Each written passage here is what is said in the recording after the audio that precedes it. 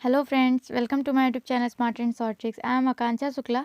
जैसा कि आप सभी को पता है, यूपी पुलिस कांस्टेबल 2024 की वैकेंसी आई है, जिसमें 60,000 प्लस पोस्ट हैं। तो सभी बच्चे फॉर्म भर रहे हैं, यूपी के भी भर रहे हैं, अदर स्टेट के भी फॉर्म भरे जा रहे हैं। तो आप जानते हैं कि कट ऑफ बहुत हाई जाएगी, इसलिए अपनी प्रिपरेशन को बहुत अच्छे से करके रखना है। और आज हम जनरल नॉलेज के प्रीवियस ईयर क्वेश्चन पेपर देखेंगे। जैसा कि आप सभी जानते हैं, प्रीवियस ईयर क्वेश्चन पेपर बहुत सारी शिफ्ट में हुआ था। तो आज हम देखेंगे 27 जनवरी 2019 की शिफ्ट फर्स्ट का देखेंगे। आज हम सिर्फ क्वेश्चन देखेंगे किस तरह से पूछा जाता है, और आपके से जनरल नॉलेज में बहुत ज़्यादा हेल्प हो जाएगी। आप इसको अपने फ्रेंडों में भी शेयर कर सकते हैं, जिससे ज़्यादा से ज़्यादा लोगों की हेल्प हो जाए। और एक बात ध्यान से सुनिए कि जैसे आप लोग ये मत सोचिए कि हम लोग सिलेबस कवर कर रहे हैं, आपके लिए प्रीवियस ईयर इंपॉर्टेंट नहीं, सबके लिए इंपॉर्टेंट है प्रीवियस ईयर के पेपर देखना। एक तरह से आपको पता चल जाएगा किस तरह से क्वेश्चन पूछे जाते हैं, कहाँ से इंपॉर्टेंट पूछे जाते हैं। तो आप उस पर ज़्यादा ध्यान दे के पढ़ सकते हैं। पहले हम सिर्फ क्वेश्चन पेपर सॉल्व कराएंगे कुछ दिनों तक, उसके बाद हम अपने यूट्यूब चैनल पर कुछ क्वेश्चंस यानी कुछ इंपॉर्टेंट टॉपिक्स लेके आएंगे, जिसकी हेल्प से आप लोग बहुत अच्छे से पेपर को अचीव कर सकते हैं। सिर्फ हम जनरल नॉलेज के क्वेश्चन पढ़ाएंगे, क्योंकि हमारा जो चैनल है वो इसी पर है। तो आइए देखते हैं फर्स्ट क्वेश्चन। जैसा कि आप पढ़ सकते हैं, वगरीश कुरियन को देश द्वारा राष्ट्रीय डेयरी विकास बोर्ड एनडीडीबी के अध्यक्ष के रूप में नियुक्त किया गया है। तो किसको नियुक्त करा गया है, पहले आप आंसर बताइए, आप माइंड लगाइए किसने पहले, कौन हो सकता है। तो इसका आंसर होगा इंदिरा गांधी। क्या होंगे, इंदिरा गांधी। ठीक है, नेक्स्ट आगे बढ़ते हैं। देखिए नेक्स्ट क्वेश्चन क्या है, वर्तमान में भारतीय संविधान के कितने भाग हैं। तो कितने भाग हैं, 25। वर्तमान में भारतीय संविधान के कितने भाग हैं, 25। नेक्स्ट आगे बढ़ते हैं, द मुगल एम्परर जहांगीर। जैसा कि आप इंग्लिश में भी पढ़ सकते हैं और हिंदी में भी पढ़ सकते हैं। ठीक है, तो देखते हैं, मुगल सम्राट जहांगीर ने डैश में शालीमार बाग का निर्माण किया। कहाँ पे, मतलब कहाँ पे इन्होंने निर्माण किया था, कश्मीर में। ठीक है, और आप इसको अपनी हिस्ट्री से रिलेट भी कर सकते हैं। अभी सिर्फ मैं क्वेश्चन पेपर सॉल्व करा रही हूँ, इसलिए मैं सिर्फ क्वेश्चन और आंसर भी बता रही हूँ। और मैंने आंसर पीडीएफ में इसलिए नहीं लिखा है ताकि आप इसको पहले जज कर सके, पहले मतलब बता सके, गेस कर सके कि क्या आंसर हो सकता है, देन मैं आपको आंसर बताती हूँ। ठीक है, तो आइए आगे बढ़ते हैं। देखिए, वार्षिक भारतीय शास्त्रीय संगीत समारोह सवाई गंधर्व भीमसेन महोत्सव में आयोजित किया गया था। कहाँ पे आयोजित किया गया था, पुणे में। ठीक है, पुणे में आयोजित किया गया था। और भारतीय शास्त्रीय संगीत हमने मतलब बताया है अपने यूट्यूब चैनल पे, शास्त्रीय नृत्य और लोक नृत्य बताया है। ठीक है, तो यहाँ पे हम शास्त्रीय संगीत है ये समारोह सवाई गंधर्व भीमसेन महोत्सव कहाँ पे हुआ था, आयोजित किया गया था। तो कहाँ पे किया गया था, पुणे में। नेक्स्ट आगे बढ़ते हैं, निम्नलिखित में कौन सा बैंक भारत का सबसे पुराना सार्वजनिक बैंक का क्षेत्र है। तो कौन सा सबसे मतलब पुराना और सार्वजनिक बैंक का क्षेत्र है। देखिए, आप इसमें कंफ्यूज मत होइएगा, पुराना बैंक पूछा गया है, नहीं, आपसे ये नहीं पूछा गया। पुराना मतलब सबसे पुराना सार्वजनिक बैंक। सार्वजनिक बैंक का मतलब समझ रहे, सेक्टर बैंक्स। तो क्या हो जाएगा, इलाहाबाद बैंक। ठीक है, आप लोग समझ पा रहे होंगे क्या है यहाँ पे, इलाहाबाद। देखिए, क्वेश्चन ऐसे ही घुमाए जाते हैं इसमें, इसलिए आप बिल्कुल भी कंफ्यूज नहीं होइएगा, हर एक पॉइंट को अच्छे से रिलेट करके अच्छे से पढ़िएगा। नेक्स्ट आगे देखते हैं। देखिए, वैदिक सभ्यता नदी के तट पर विकसित हुई है। कौन सी नदी विकसित हुई है, तो सरस्वती है।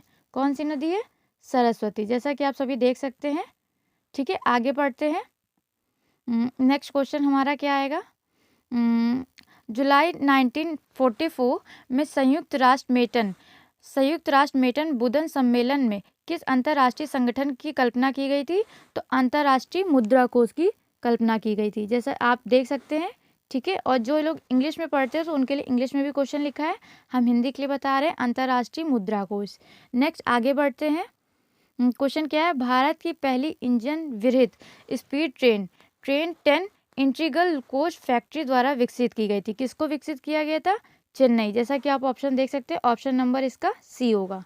ठीक है, आगे बढ़ते हैं, देखते हैं नेक्स्ट क्वेश्चन हमारा क्या है, 9 नंबर। नवंबर 2010 में भारत के कौन से देश के साथ $500 मिलियन के सौदे पर हस्ताक्षर किए हैं, जिसमें स्थानीय स्तर पर 2 गोपनीय युद्धपोतों का निर्माण किया जाएगा। तो कौन से हैं इसमें, आप पहले बताइए। रूस यानी रसिया है। क्या है आंसर इसका, रूस यानी रसिया से है। ठीक है, और आप इसको रिलेट कर सकते हैं।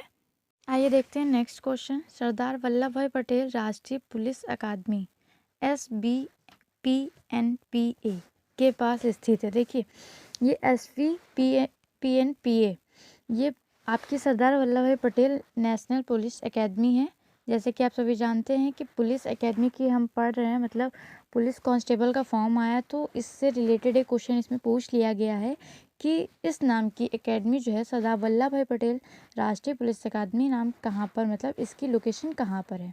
तो आपको बताना है तो कहाँ पर है इसकी, हैदराबाद। ठीक है, याद रखिएगा सरदार वल्लभ भाई पटेल कहाँ पे, हैदराबाद। नेक्स्ट आगे बढ़ते हैं, देखते हैं 11 नंबर क्वेश्चन। देखिए, नवंबर 2018 में किस भारतीय राज्य की विधानसभा भंग कर दी गई थी। तो किसकी भंग कर दी गई थी,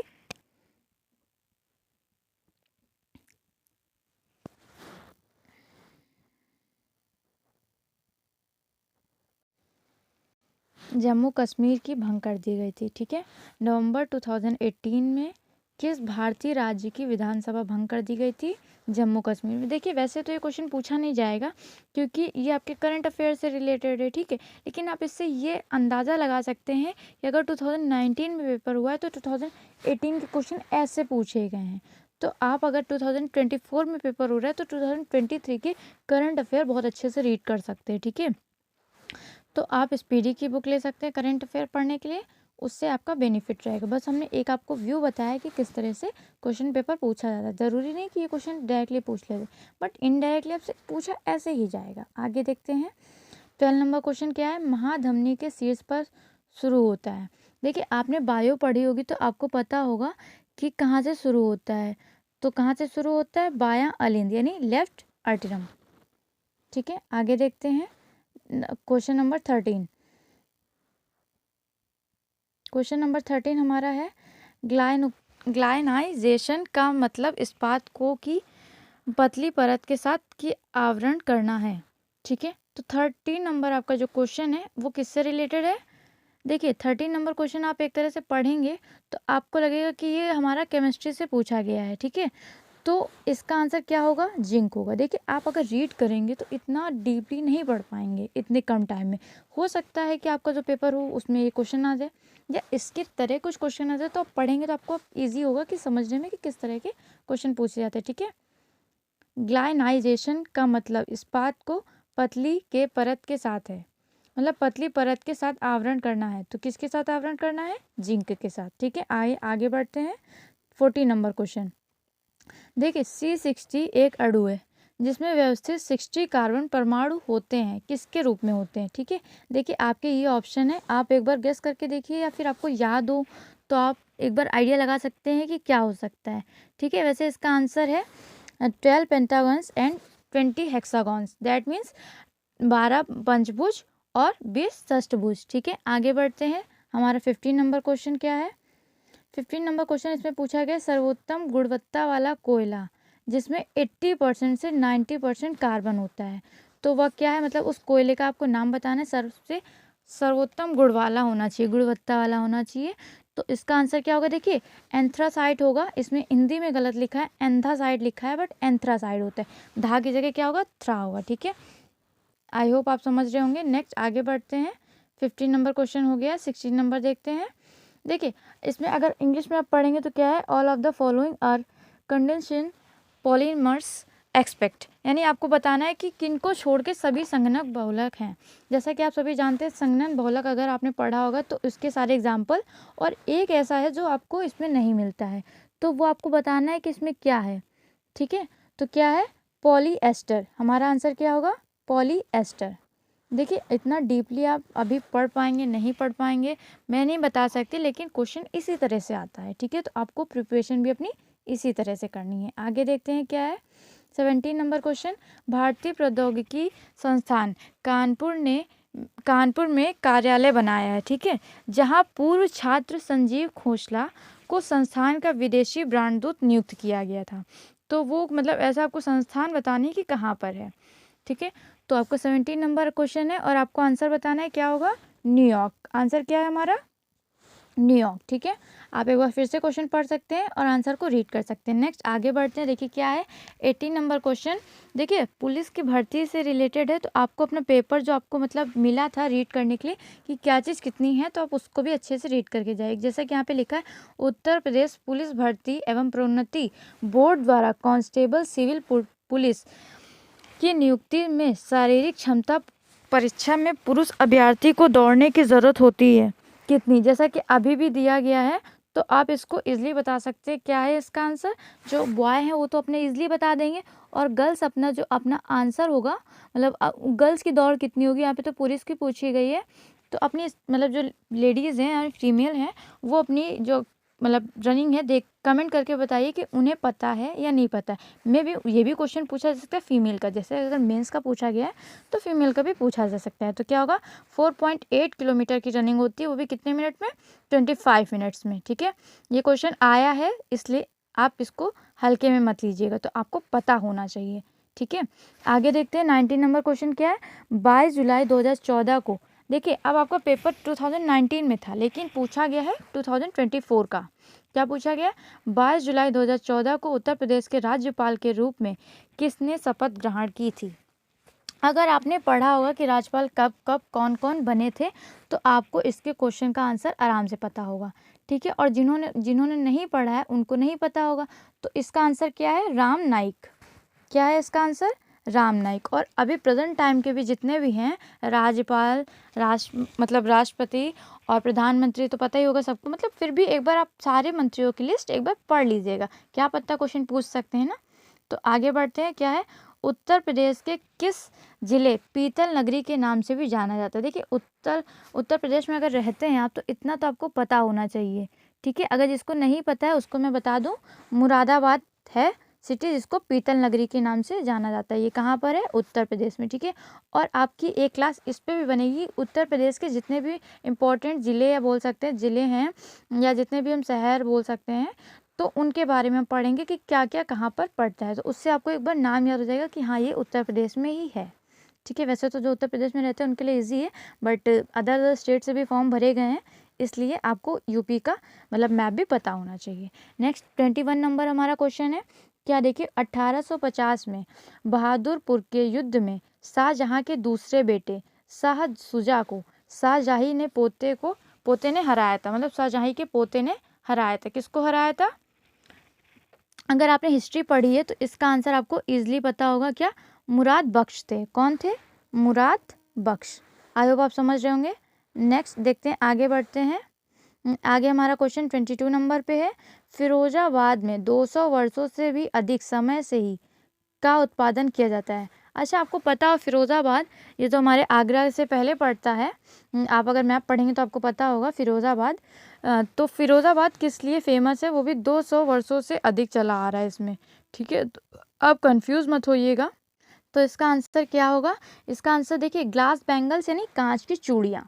कांच की चूड़ियाँ कहाँ पे, मतलब 200 वर्षों से भी अधिक समय तक कहाँ पे उत्पादन किया जाता है? फिरोज़ाबाद में। ठीक है, तो एक तरह से आपको फिरोज़ाबाद क्या है, कांच की चूड़ियों का एक तरह से बोल सकते हैं वहाँ पे उत्पादन किया जाता है। ठीक है, नेक्स्ट क्वेश्चन देखते हैं 23 नंबर। कौन सा कथक घराना उस नृत्य शैली के आध्यात्मिक पहलुओं पर अधिक ध्यान देता है? ठीक है, तो आपको ये बताना है कि ऐसा कौन सा कथक घराना है जो उस पर मतलब उसकी जो नृत्य शैली के आध्यात्मिक पहलुओं पर अधिक ध्यान देती है, तो कौन है? जैसा कि आप आंसर बताना चाहें तो बता सकते हैं। ठीक है, तो क्या है? लखनऊ इसका आंसर करेक्ट होगा। क्या आंसर है इसका? लखनऊ। नेक्स्ट आगे बढ़ते हैं। देखिए कौन सा कथक घराना, देखिए वही क्वेश्चन रिपीट हो गया 23 नंबर 2 बार, तो प्लीज़ आप उसको माइंड मत करिए। ठीक है, 24 नंबर देखते हैं क्या है। हिंदू पौराणिक कथाओं के अनुसार महाकाव्य रामायण में भगवान श्री राम अयोध्या के शासन की राजधानी थी।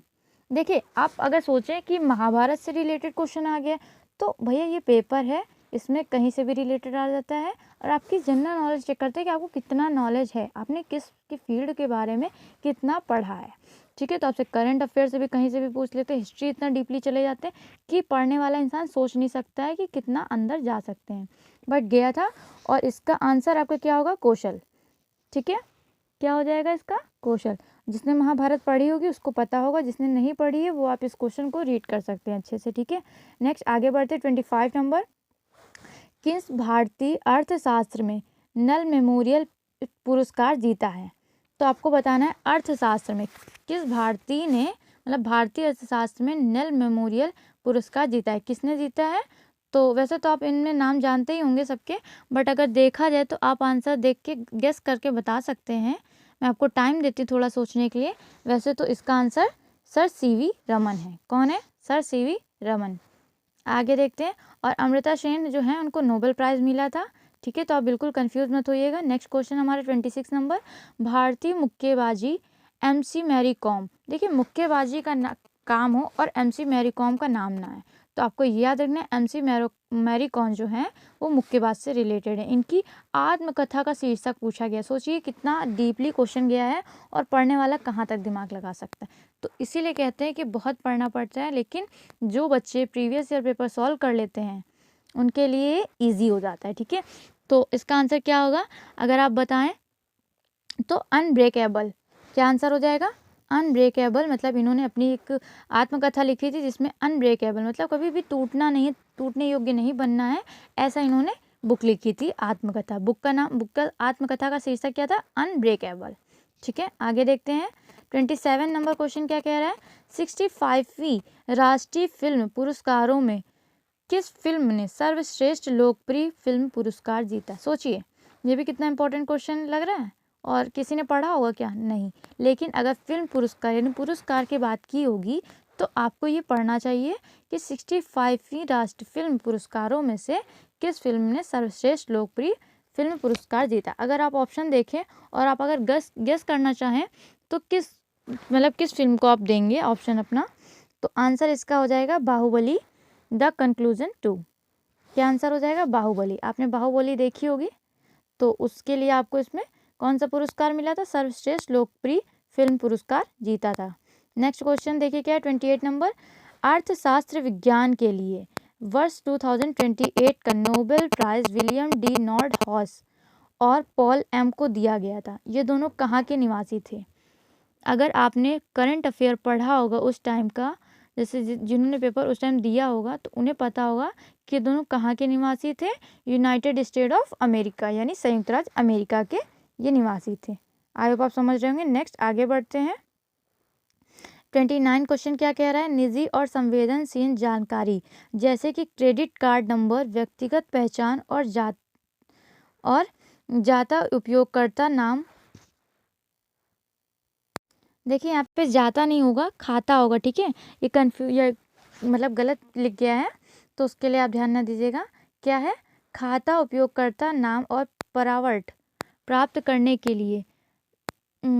देखिए ये लाइन पूरी गलत हो गई है इसमें, आप इस क्वेश्चन को भी स्किप कर दीजिए या फिर मैं फिर से एक्सप्लेन कर दे रही हूँ क्या लिखा है। देखिए, निजी और संवेदनशील जानकारी जैसे कि क्रेडिट कार्ड नंबर, व्यक्तिगत पहचान और खाता उपयोगकर्ता नाम और पासवर्ड प्राप्त करने का धोखाधड़ी वाला कार्य है। मतलब कहने का मतलब ये है कि इससे कुछ मतलब होते हैं जो काम बहुत ज़्यादा सेंसिटिव होते हैं और प्राइवेट यानी निजी जानकारी जैसे कि क्रेडिट कार्ड नंबर, व्यक्तिगत पहचान और खाता उपयोगकर्ता नंबर, नाम जो होता है, पासवर्ड प्राप्त करने का धोखाधड़ी वाला कार्य है। ठीक है, तो आपको ये क्वेश्चन अच्छे से समझ में आ गया होगा। I hope. लिखा भले ही गलत है बट मैंने बोला सही है। क्या? खाता उपयोगकर्ता नाम और पासवर्ड प्राप्त करने का धोखाधड़ी वाला कार्य है। ठीक है, और इसका आंसर क्या हो जाएगा? फिशिंग। ठीक है, क्या है धोखाधड़ी वाला कार्य? फिशिंग। हैकिंग नहीं है, ट्रोजन नहीं है, मेलवेयर भी नहीं है। क्या है इसका आंसर? फिशिंग। आई होप आप समझ रहे होंगे। नेक्स्ट आगे बढ़ते हैं। चित्रकूट जलप्रपात भारत के किस राज्य में स्थित है? तो किस राज्य में स्थित है? अगर चित्रकूट जलप्रपात जिसने पढ़ा होगा उसे ये आंसर पता होगा। आंसर क्या है? छत्तीसगढ़। ठीक है, और आप एक काम और करिएगा कि मैंने ऑप्शन तो मतलब आंसर इसमें टिक नहीं लगाया, मैं खुद ही बता रही हूँ आंसर, तो आप पहले अपने आंसर लिखते जाइएगा एक कॉपी में, और जिसके जितने आंसर सही होते हैं वो कमेंट करके ज़रूर बताइएगा। ठीक है, आगे देखते हैं। वेनेजुएला की राजधानी है। देखिए आप लोग अब राजधानी नहीं याद करते, सोचते हैं कि राजधानी कहाँ आएगी, इतने टफ टफ क्वेश्चन आते हैं, तो ऐसा नहीं है। किसी किसी क्वेश्चन में राजधानी भी पूछ ली जाती है। ठीक है, तो वेनेजुएला की राजधानी क्या है? काराकास। ठीक है, आई होप आप समझ रहे होंगे। नेक्स्ट आगे बढ़ते हैं। हमारा 32 नंबर क्वेश्चन, भारत में निम्नलिखित में से किस रेडियोधर्मी धातु का विश्व का सबसे बड़ा भंडार मौजूद है? तो किसका सबसे बड़ा भंडार मौजूद है? यूरेनियम। किसका? यूरेनियम। नेक्स्ट आगे बढ़ते हैं। 33 नंबर हमारा क्वेश्चन, ऑस्ट्रेलिया के एकमात्र द्वीपीय राज्य का नाम बताइए। तो अगर जिसने भी द्वीप के बारे में पढ़ा होगा तो उसने ऑस्ट्रेलिया के द्वीप के बारे में भी पढ़ा होगा, तो किसका ये आंसर सही आ रहा है? वैसे आंसर इसका हो जाएगा टैस्मेनियम। क्या? टैस्मेनिया। आई होप आप समझ रहे होंगे। नेक्स्ट आगे बढ़ते हैं। ठीक है, आगे देखते हैं हमारा निम्नलिखित में कौन सा शहर गोदावरी नदी के किनारे स्थित नहीं है। मतलब अभी तक पूछा जा रहा था कौन सा स्थित है, बट अब बताना है कि गोदावरी नदी के किनारे कौन सा स्थित नहीं। मतलब इसमें 3 ऑप्शन आपके ऐसे होंगे जो गोदावरी नदी के किनारे स्थित होंगे, बट एक ऐसा होगा जो नहीं होगा, तो आपको वही बताना है। तो इसका आंसर क्या हो जाएगा? आप अगर आंसर टिक करना चाहें तो क्या टिक करेंगे? नांदेड़। क्या है इसका आंसर? हो जाएगा राइट, नांदेड़। आप समझ रहे होंगे। नेक्स्ट आगे बढ़ते हैं। देखिए, नीलम संजीव रेड्डी के कार्यकाल के बाद भारत के राष्ट्रपति कौन बने? अब देखिए, नीलम संजीव रेड्डी जो थे, इनके कार्यकाल जब इनका था तो उसके बाद कौन राष्ट्रपति बने, इसलिए राष्ट्रपति के कार्यकाल बहुत ज़रूरी है, आप याद कर लीजिएगा। ठीक है, राष्ट्रपति के कार्यकाल याद करना आपके लिए बहुत ज़्यादा ज़रूरी है। इसका आंसर हो जाएगा ज्ञानी जैल सिंह। कौन है आंसर? ज्ञानी जैल सिंह। आप समझ रहे होंगे। नेक्स्ट आगे बढ़ते हैं।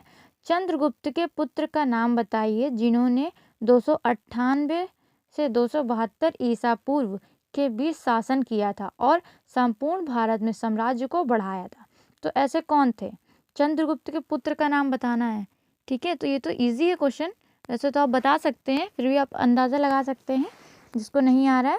इसका आंसर होगा बिंदुसार। क्या है? बिंदुसार। नेक्स्ट आगे देखते हैं। मेखला चादर या राज्य की महिलाओं द्वारा पहना जाने वाला पारंपरिक वस्त्र है। ठीक है, तो ऐसा किस स्टेट में किया जाता है? मतलब ये ट्रेडिशन कहाँ पे फॉलो किया जाता है, ये आपको बताना है।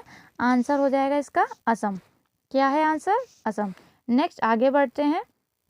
देखिए, 38 नंबर क्वेश्चन हमारा क्या है? रविन्द्रनाथ टैगोर ने निम्नलिखित में से किस देश का राष्ट्रगान लिखा था? देखिए, ये तो इजी है क्योंकि आपको पता होगा रविन्द्रनाथ टैगोर ने किस देश का राष्ट्रगान लिखा था? बांग्लादेश का। और क्या लिखा था? अमार सोनार बंगाल। ठीक है, तो आई होप आपको समझ में आया होगा। Thanks for watching my video. और जिसको भी अच्छा लगा है या फिर जिसको समझ में आया है, जिसको लगता है कि हाँ मॉक टेस्ट से मेरे मतलब ये प्रीवियस ईयर के क्वेश्चन पेपर लगाने से काफ़ी बेनिफिट है हमारा, तो इसको आप शेयर करिए ज़्यादा से ज़्यादा लोगों में, और फ्रेंड्स सर्कल में भी इसको शेयर करिए, सबको बताइए। और यूपी पुलिस कांस्टेबल के लिए बहुत अच्छी आपकी एक तरह से बोल सकते हैं कि ड्रीम मतलब है, मतलब एक तरह की आपके लिए चांस बहुत अच्छा है क्योंकि आपका चुनाव आ रहा है इस टाइम, तो वैकेंसी भी काफ़ी अच्छी आई हैं, तो आप इसको भर लीजिए और अच्छे से मन लगा के मेहनत करिएगा। ठीक है, thanks for watching my video. Please like share and subscribe.